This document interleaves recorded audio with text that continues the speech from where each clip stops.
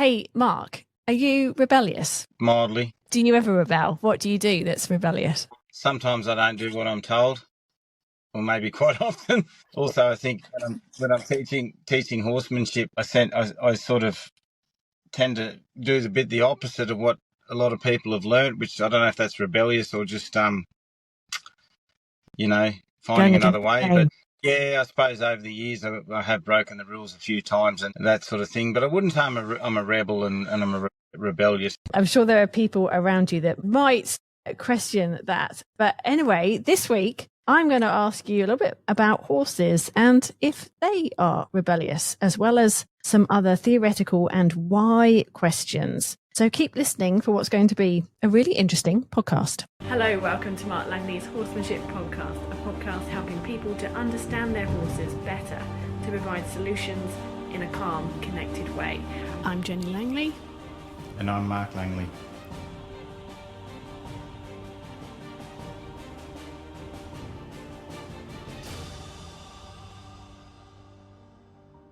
First, Mark, we're going to start with a question from Rachel, who is from Australia. She's got a camp draft gelding who's 6 years old, who's been very kind to her, but she said was a little bit dull to the reins and the leg when she first got him. She's been working on this over the last few months, especially his stop and backing up and being responsive to the leg. They've made really good progress until they go back camp drafting. So when he starts to chase a beast, he will go back to running through her hands, even though in the arena at home, he's much better than before. Can you please explain why he's doing this?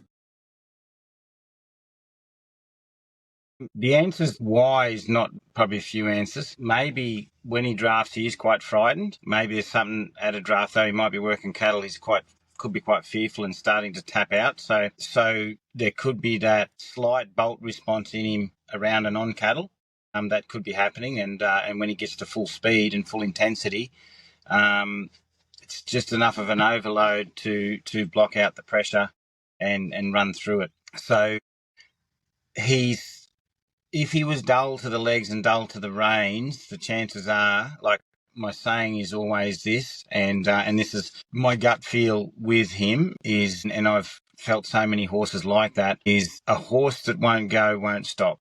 Okay, so that's just a saying. I say that to everybody. I've had pony club kids where they've had dull horses that they say put spurs on, hit it with a stick, make that horse go. It's just lazy, and that same horse can bolt when it freaks out back to the other horses. So basically a hard thought's a hard thought, so what you block out is at a standstill, you'll definitely block out at a gallop. Okay, so you've made better progress at home. You got the horse softer, but I have a feeling your horse is still dull and it's still shutting out certain things. So you're probably not at home yet in the right mindset where the horse is really open and processing and letting go of thoughts. So what I mean by letting go of thoughts is every time you pick up a rein, the horse thinks into the rein, it's searching, it's processing, it's one with its environment, but also it's also in tune to you and having that conversation with the environment and with you. Another thing, watch your horse closely. I've had horses that have been a bit nervous of their riders and they focus on their riders and they don't have strong forward thoughts, and they're not really processing their environment. And if it's one of these horses, what happens, they can be still a bit, they don't have good forward because they can be a bit reserved, and as I say, their thoughts are on us, so they're not going forward with their thoughts, they're just moving off of pressure all the time. So every time you stop the pressure, they stop. Those horses, if you suddenly overwhelm them and get them out and they start to think forward, next minute they're thinking forward at a gallop, they've got cattle, then all of a sudden they run off and they'll run through the reins. So the other thing you got to watch for when you're riding is your horse thinking forward? So is it looking, processing, sniffing the air, just in normal environments without cattle, just around the yards, the paddock, whatever? Is it constantly going forward with its thoughts, coming back to you, thinking left when you go left, thinking right when you go right, and constantly, as I said, engaging with you and the environment as it goes and processing? If it's not, it's stuck on you a fair bit and it's just sort of obedient but not really thoughtful about everything, then I would most definitely go back to some very basic riding, which is more like a one-range start. We just sit on the horse quietly, don't offer it any sort of support in the sense of I'm going to carry you everywhere. Sit on it and just keep doing one-range starts until the horse starts to go, well, I'm going to have to move. And then just let it go where it wants and wait till you've got perpetual motion and just leave it go. Just recently at the Queensland clinic that I've just finished, there was a buckskin horse really shut down. He was going to be a polo cross horse. He was too slow for polo cross. They were going to do polo cross with him. He was too slow for them too. Everyone's just said more spurs, kick him, but he's just dulled out to everything. So we did a series of long reining. Long reining really opened him up because it really just unlocked him in the reins, and then he started to search. But then also, I did it for a while, and I showed the owner how to do a one rein start, and then I showed them a one rein start, and then all of a sudden he started to follow the reins, and then he started to search, and then he went around and checked out the whole arena and everything like that. So by the end of the clinic, he was open and searching, but you could tell from the years of push, you had to be very careful that you didn't push him too hard, because he just kind of go back in his shell again and go, I know what you're going to do. So, I believe that your horse also needs maybe that experience of just opening up again and just being a horse and processing, and then working on your softness again. And then once you've got softness and the horse is exploring at slower speeds and it's backing up nice off the reins, it's doing its turns, then you have to speed it up. And then you have to get to a point before you take it to competitions that you can actually get that horse to full gallop, and it's actually thinking about its environment, it's going forwards. And then when you pick up on the reins, it starts to come back, think about you, and, come back into the reins, how you'd like it to. So basically, you have to test them at full speed, because some horses, they're kind of reserved, and then all of a sudden they uncork and get a forward thought, and the next minute you lose them. And they're the horses you've got to tend to push a bit. And that's what I say. You said the horse was dull to start with, and it's getting softer, but I have a feeling it's still a bit corked when you ride it. It's just an expression I have. And when you uncork a champagne bottle, it goes, and all that, if you shake it enough, it all comes out. And that's why I use the expression horse, that, when I see someone that their horse looks corked, it usually looks a bit reserved, and it's not really moving and expressing itself as it moves. It's just kind of going along, but it looks a bit reserved. So, and just about every one of those horses will uncork once they're under a certain amount of pressure, and that's when they just snap and you lose them. So you might have to start slow, like I talked about the buckskin horse, and get it to unlock itself really well. And then over time, you have to get it to a point where it can do it at speed, and you can interrupt it faster in the turns, in the stops and everything like that. And then you might just start to take it on cattle somewhere not at a draft environment and just test it out again, even put it on the mechanical cow, start to speed things up a little bit. But I think, and also the other thing, if you can, those horses are good to test on trail rides, like and on trail rides where you take them away from other horses, bring them back, different environments, it will always stimulate that worry in them, and you'll find out if they start to uncork a little bit, and then you kind of know what you got before you take them back to a draft and compete.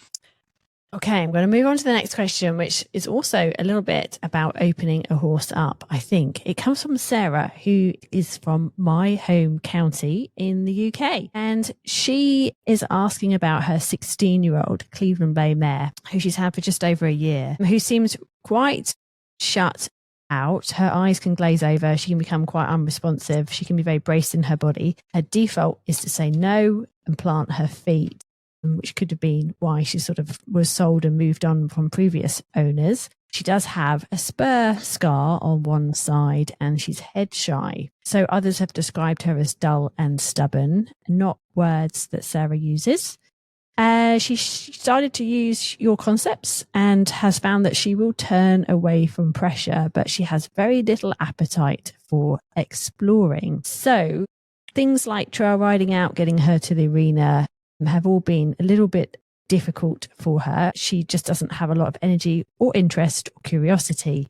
So Sarah has done all sorts of things with her to sort of try and pique her curiosity, things like putting herbs around the arena so she can go and smell them, which I think is lovely. Apparently English mustard is her absolute favourite.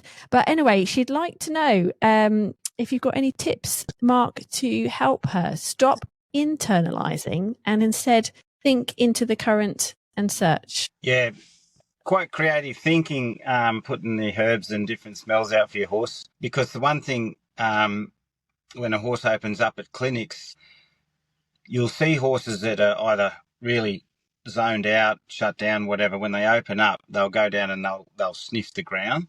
And some people say, oh, they're relaxing, so they're stretching. And I say, well, no, they're drawing in air, not air to breathe, but air to smell. So most horses that open up will start to use their sense of smell, because it seems to be when they're kind of really fixated, shut out, shut down, that then they stop smelling their environment and they kind of close off. So when they do open up, a lot of them will go to ground. They'll go and smell where a horse is just weed, or they'll smell some manure, and then they'll go and smell everything around the arena. So it's quite creative. You're using smells to try and draw your horse out, because it can be a way of bringing them out. But unfortunately, the horse wasn't closed down by aromatherapy. It was closed down by pressure. Though aromatherapy might open it up, in some areas pressure will close it down again, because it's like a trigger, pressure that I don't understand, too much white noise, blah, blah, blah.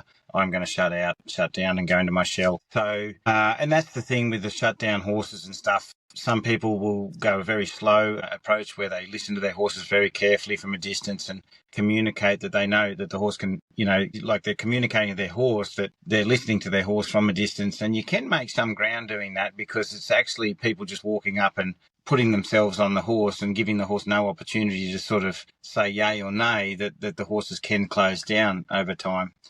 But then it's all the other pressure that comes with the training that also closes them down, plus all the environmental pressure that they didn't have, that was too overwhelming. They were overfaced. They were run through too many supermarkets when they were still kind of worried about things, and they just sort of, every time they go to a supermarket, they kind of put the blinkers on. If you can understand that, I know horses don't go to supermarkets, but I'm trying to using a bit of a humanizing it a little bit, because they just get overwhelmed, and then some horses get tunnel vision, some just go into their shell and don't search, don't try. And by the sounds of yours just goes into its shell and doesn't search, where the opposite would be the horse that just marches with tunnel vision past everything, and it's got lots of energy, but then you can't bring it back. Okay, usually what I do with those horses, if I'm at a clinic, I will somehow trigger a need to do something. And sometimes that thing will be anxiety to seek safety. Doesn't mean I chase them around or do anything like that. I don't want everyone to go out and kind of scare their horses, because that's any internet clinician's going to be a little bit scared of putting stuff on the internet, because you don't want people to do it in the wrong context and stuff like that. What brings out, we want curiosity, so the aromatherapy with all the different herbs and stuff is going to bring out a bit of curiosity, and the horse is going to go, oh, I like these things. But it's what the horse doesn't like that's causing it to close up. So we have to create a stimulant that the horse goes, I'm concerned and I'm not sure about that. And then they'll blink and they'll look around and think and go, what should I do? And then that's when you offer them a solution. And that solution could be just leading or something like that. So sometimes we close down horses. Like the other day, I rolled a mounting block along, and the mounting block tipped into the horse's leg, because the horse was just shutting out. And I was just seeing if the horse would notice things around it. And I was doing a few random things, like I might bang my flag on a rail or do something the horse didn't expect, and it'll spook a little bit and snort. And then it goes, oh, maybe I've got to be more aware in this environment, because this environment is slightly unsafe. And when the horse feels a little unsafe, they're going to go, well, I can't just close down, because I don't know what's lurking around the corner. And then when they're in that state of mind, they start to get their caution. And then their caution starts to be a little bit of curiosity. Okay, I'm cautiously going to look for an option here. And this is where we might, as I said before, lead them, do something with them to say, why don't you come over here instead, and we'll stand here. And it opens up them for the possibility of seeking some help, some guidance from us. And instead of us hammering them with pressure, because what the end result with a shutdown horse is, you take a shutdown horse into a new environment, it gets a train goes past, the shutdown horse explodes, goes, I didn't see that coming, I don't know what to do, because they've been so shut down, they haven't been searching and solving problems. So to help them deal with negative stimulant, you have to create a little problem and then get them to solve it. So I might wake them up in certain ways that make them go, oh, I'm worried, I need to do something. And then we help them do something. I can't really tell you exactly how to do it, because some horses, I do it in different ways, because some of them are so shut down, people have trouble opening up their own horses and they need my help for it. and I'll probe and try different things, and then all of a sudden I'll find access. And I talk about it like a hacker. I said, I'm just a computer hacker. I said, you've got the CIA computer system. I said, I'll find access. All I need is access. Once I'm in, I can hack the horse, and I can change outcomes and soften it. But sometimes, one day access into a horse, I might bang a flag on a rail. It'll go, whoa, what was that? Then all of a sudden it's blinking and thinking. And then I go, now I've got access. I can help you. Another horse, I might put a belly rope on it because it was so kind of shut down from saddles all the time. And I create a life on its rib cage that it wasn't used to. And then it wakes up and goes, I don't know what to do. And then I go, well, I've got access now. I can help you. It could be just one stimulant that creates the horse to go, oh, I need a little bit of help, that you can help them with. So, something I would advise is looking through the videos of the shutdown horses and the different things I might do with those horses. There'll be one horse in one of those videos that might represent a similar horse to your horse that you might be able to do the same thing. Otherwise, I'd sometimes get some personal help where I watch your horse and go, okay, I think with this horse, you may need to do this.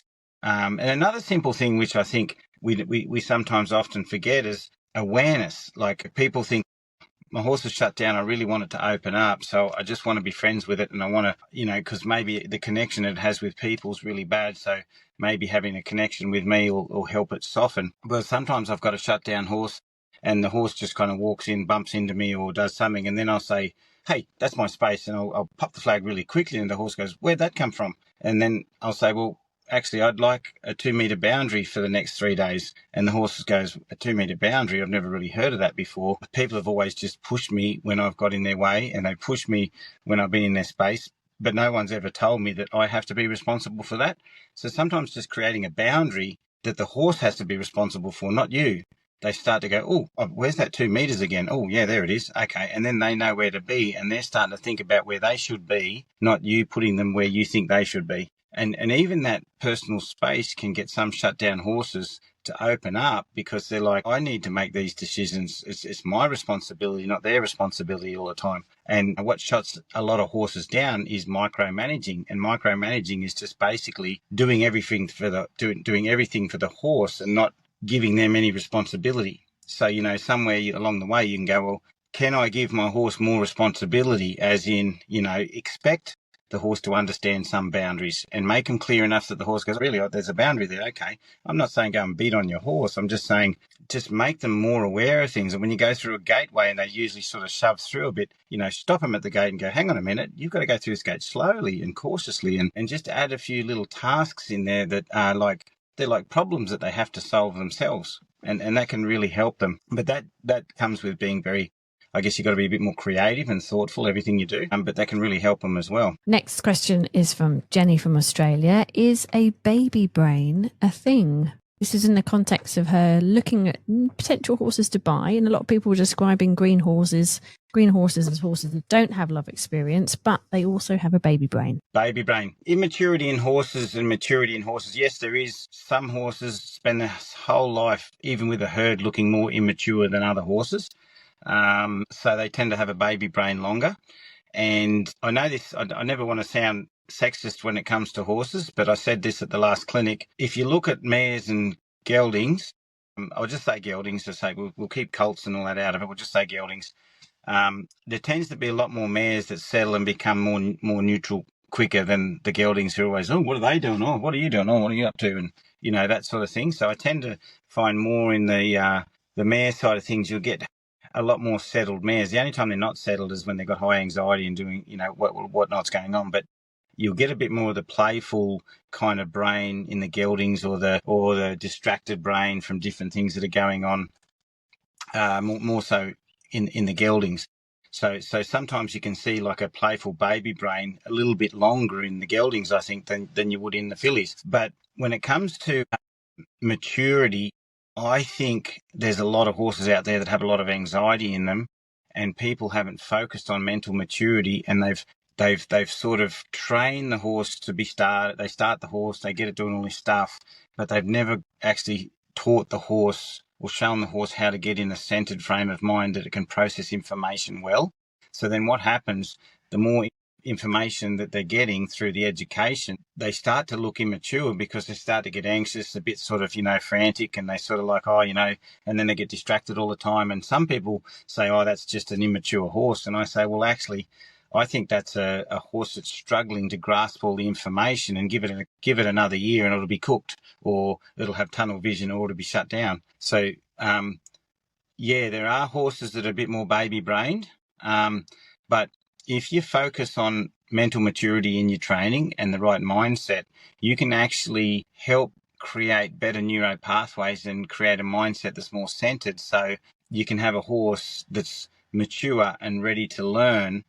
And then when you're teaching it, you're not kind of constantly interrupting it all the time for sort of gazing out the window, because you've worked on that in the early stages and you were thorough with that, and then you don't have to go back and fix that, because the horse starts to learn how to be when it's in an educational state, or in within education and stuff like that, and then life. So and some of those playful horses, like potty rate, like I used, well, Jenny, you spent your gap year in Africa, and something I remember you said to me, you said, you remember seeing a lot of kids that didn't go through puberty because they just turned into adults. They just had so many responsibilities and jobs and chores, and that they just grew into adults. And now we're seeing over here, 25-year-old kids running around that still find it hard to do a day's work or a week's work without chucking a sickie once a week. And I think that's a lot to do. So that's not genetics, that's actually life experience. And I'm seeing it a lot in horses. We see horses that are in a very stable but dynamic mob that have the right kind of elements of what a horse needs to create caution and curiosity. Then you see a horse that's potty raised and it's got a baby brain. If that horse was growing up, same genetic horse was growing up in a proper herd, it wouldn't have a baby brain. Yeah, I'm going on a bit on one small question, but it is quite complex. But I think baby brains, more than 50% of it is environmental, and then there's another part of it which is genetic. But I would say it's more environmental, so we can help them with that, fix it through their environment and also our training. But it's a red flag if you're looking for a new horse, potentially. It's holes there. It is a red flag, it's a red flag, and you could either go down one road. Is the horse starting to get a bit frantic and baby brain because of the bad education? Has it just been lack of boundaries? Whatever it is, if I was looking for a horse to buy, that I only had so many hours a week to muck around with a horse and I just want to get on and ride, my suggestion is look for the horse that looks like it's got a calm, centered mind, not the one that's kind of, what is that, pushy and shovey? Oh, what's over there? Because those ones, you have to sometimes put a fair bit of effort into resetting them. And if you've got one that's got that nice calm mind, well, that's the one you'd be going for. But some people, and Jenny, you know your horses enough, and you've seen enough of my stuff to know what a shutdown horse looks like, because versus a one that's open and thoughtful. So if you can see an open, thoughtful, curious horse that's just nice, and versus a bouncy one, you wouldn't go for the bouncy one. Next question is from Carla from Germany. She would like to know if horses sometimes have off days where they seem lazy or unmotivated or just not in the mood to work, or is it a sign of something deeper like fear, pain, confusion or discomfort? She's just wondering about this one. She sort of tends to believe that horses naturally want to cooperate with us. If they're not, is there a real reason behind it? She'd love to know your thoughts. An off day is an off day. There's always a reason for an off day. Okay. And I know I humanise things a bit. I know you're not supposed to, but it's a similar context. You can have a run of good days, but there's always a reason why you have an off day. So with horses, same with people, it could be a conflict, a stress, something that's happening at that time. When you take it out of the paddock, there could have been a big conflict, something happened in a herd, whatever. The horse could have a headache, How many people know when their horse has got a headache? That's a hard one, isn't it? Like, the horse doesn't come up and say, my head hurts just here, and can you give me a Panadol? They just have a headache. They might have a stomach ache. They might have, and that's where some people see certain signs in the way they're moving or acting that may be indicating that the horse has got a soreness or a problem in its body. As I say, might have had a bad sleep, anything. So there could be a reason why the horse is off. I believe an off day, there's always a reason, whether it be an emotional or physical reason. An emotional reason is maybe you've had 3 good days of work with your horse, but then the worry cup's starting to fill up. Like at clinics, for instance, like we had just a 6-day clinic in Caboolture, Queensland.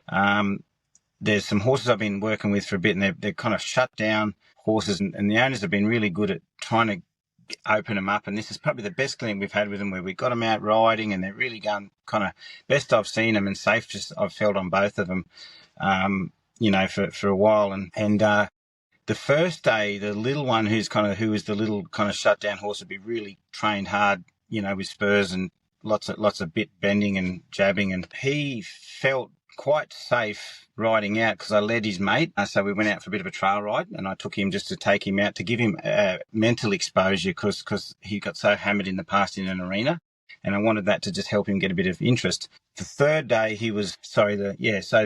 the third day he did one of his little kind of meltdown sort of brain freezes, and it's a certain trigger you can know when.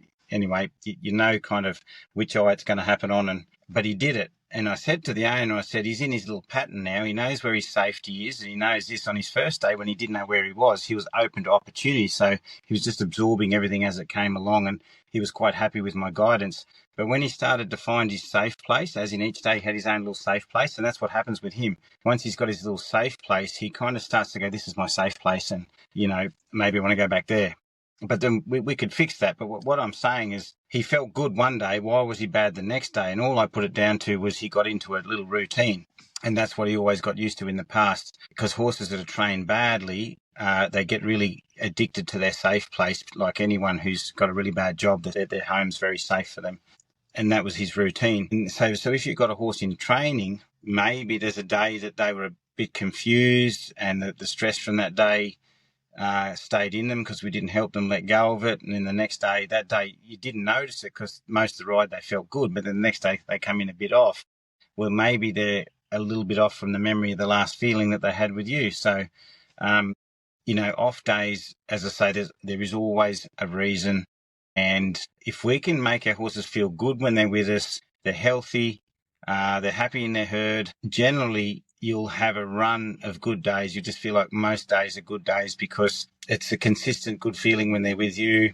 They're sleeping well. They're not getting picked on. They're not at the bottom of the pecking order. Horses at the bottom of the pecking order, people have got to take into account how many bad feelings that they get in the herd. And they're going to have lots of off days because there's so much built-up tension from what's going on in the herd that, you might chance a good day, but then the next day is going to be a bad day. It wasn't your fault. It was just that what's going on over in the herds. But if you can sort of try and make every one of the elements that you're providing to that horse good enough that that horse has a good, healthy life, then an off day would usually be a reason. And sometimes if you're working your horse too much, even though it might be feeling good with you, it's still not as good as just running around with the herd and having that time off just to have that, mental time on its own and doing its own thing. So you have to be, thinking, and off days, they used to call it sourness, but I used to see a lot of horses go sour because every day was a bad day when they were in work. So now that I understand mindset a lot more, even the longer I work horses, they don't have as many, they're not as sour because they feel good when they're with you and in training, they're feeling better, but you still got to be careful that you're not overloading the training, and then they'll start having more off days because of that. But as I say, that's another reason. There's a reason for it. It's too much stimulant. Next question is from Shez, again from Australia. She's just purchased an off-track thoroughbred who's a bit green, but she shakes her head when she first goes to walk off. Eventually she stops. She's quite keen to go. Obviously a bit of an acceleration or anxiety there, but any explanation for the shaking the head and help that one? Yeah, well, if it was a chronic head shaking, is physical head shaking. So there are a few head shaking syndromes that I've heard of in horses that they get diagnosed. That's a proper problem, and some of it's light-based and whatnot. But if it's not a neurological head shaking problem, it doesn't sound like it is because it kind of starts and then it goes. So it's a habit that's happened that I think someone's got on the horse, it's been a bit anxious, thoughts are somewhere else. It knows the person's going to grab for the reins, so it already starts predicting that and shaking its head and hunting a little bit. But then when you ride off and you give it a loose rein, it walks along for a while, it settles down. So it's been something around mounting and the first getting on it that the horse has been forward. It's been told to stop, but it's still got a forward thought. The trap of the bridle's there. and it's a habit. I'm gonna push on that. I'm gonna push on that, and they shake their head. So best thing you can do is go back to some nice leading, and on the mounting block, whatever you're going to ride the horse in, just ask it to lead softly around the mounting block, and then with 2 reins, back it up just a few steps on the mounting block, lead it forward, back it up until the horse is just rocking backwards and forwards softly, and it's getting to the feet. So the better the backup you get, and that's away from the mounting block too, in long reins, whatever you want to do, pick up on the reins, get the horse thinking and moving backwards. So every time you pick up on the reins, the horse's thoughts come back, it softens, and it doesn't continue to have that forward thought where it wants to be somewhere else. So once you've fixed that, usually when you pick up the reins or do something in the mounting block, the horse is going to bring its thoughts back, and then you just wait on it. And also waiting at the mounting block until the horse goes, oh, I guess we're not going anywhere. Okay. And it just stands there with its thoughts there. And if its thoughts are there, sit on it. Oh, gee. Oh, I can't remember if I was getting on or I was getting off. I think I was getting off. Maybe I'll get off. Oh, I can't remember if I just got off or I was about to get on. I think I might get on. Oh, that's right. I was going to go for a ride. Oh, where's my phone? I think I forgot my phone. And then after fluffing around for 5 minutes, the horse goes, oh, I guess we're not going anyway. I'll just wait here. And the horse starts to get used to being centered and present with you.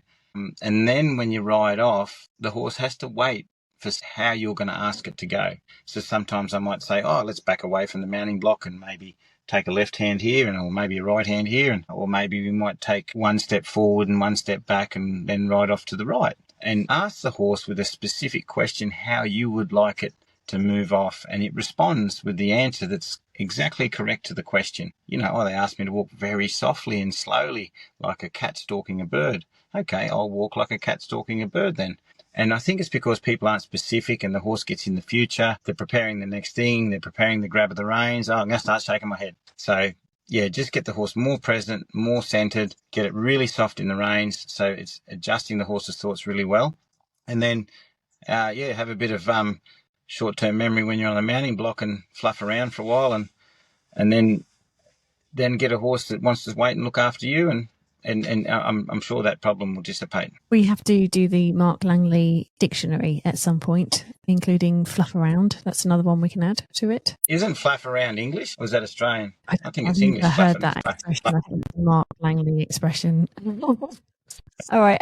The last question for today is from Denise from the States. And this is the question about the horse that, do horses rebel? She has a horse that has been taken to a different stable or, come back from training.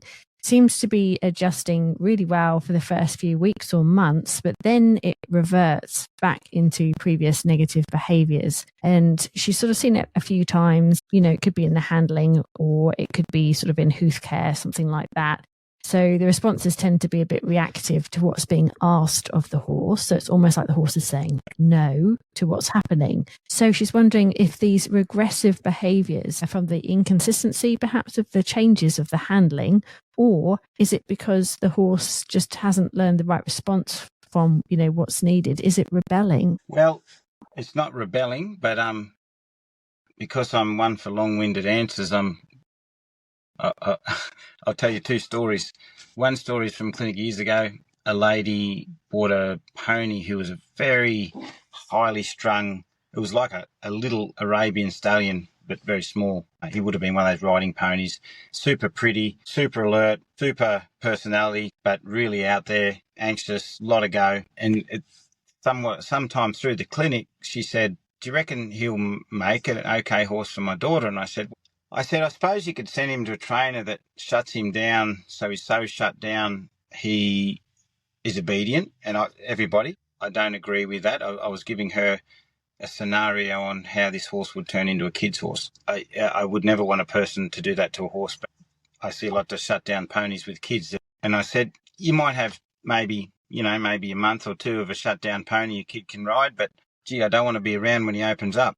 And when he does open up, he's going to be worse than what he is now, in the sense of how hard he was how difficult he was for them to handle when I met him. And I said, if you want a thinking horse, he's too much horse for your daughter.